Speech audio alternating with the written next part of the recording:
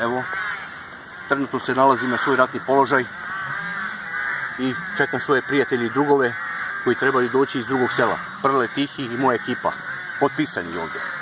Tako da znate da u onom položaju, vidite i sami, čekamo napad neprijatelja i koji mora da dejstvujemo i branimo svoju otadžbinu, Socijalističku Federativnu Republiku Jugoslaviju.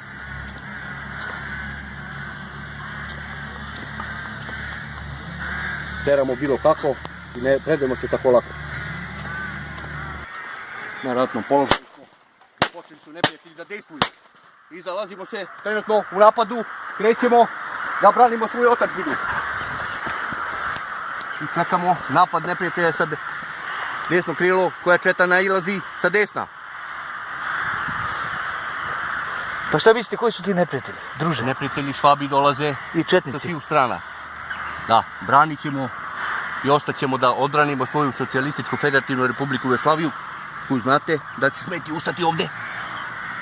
Izgleda da je prestala pucnjava. Ošao sam svoje mesto. Tučanju zasedi. Znači tako lako pucnjava je bila.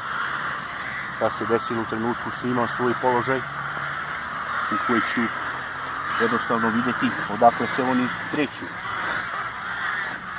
Nije lako biti vojnik. Nije lako biti partizan. Nije lako biti ništa danas. Pa vi ste bili na Neretvi i na Kozari, druže. Bio sam. Opšto moram da razvučem dnevnik.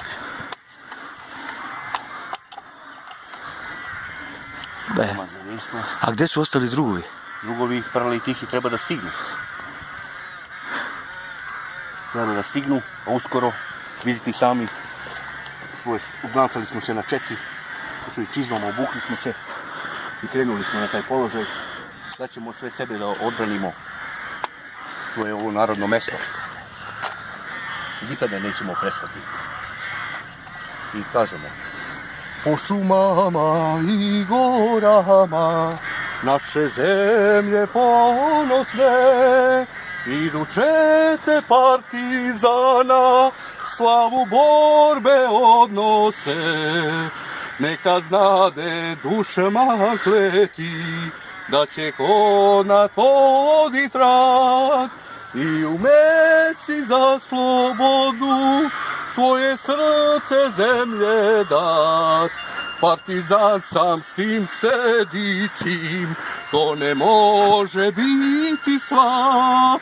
To može samo ja sam, partizan sam prve klase.